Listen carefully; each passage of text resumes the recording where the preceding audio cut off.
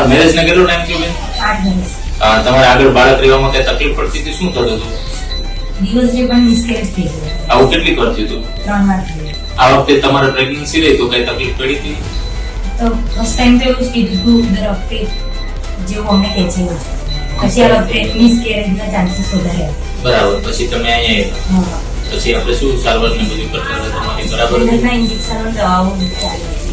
બરાબર છે. અત્યારે કઈ તકલીફ? કંઈ ચલો, તમારું વ્યવસ્થિત રીતે બાળક ને એવું થઈ ગયું ને?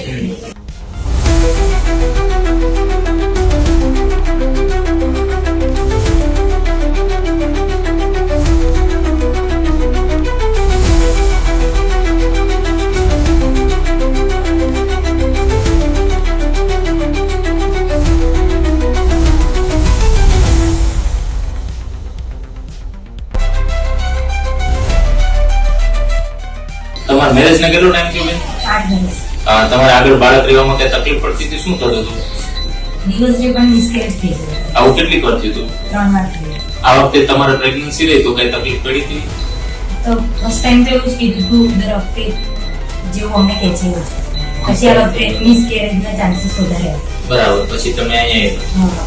પછી આપણે શું સારવાર ને બધું કરતા હતા તમારી? બરાબર હતી? એના ઇન્જેક્શન દવાઓ ચાલે છે. બરાબર છે. અત્યારે કઈ તકલીફ? કંઈ ચલો, તમારું વ્યવસ્થિત રીતે બાળક ને એવું થઈ ગયું ને?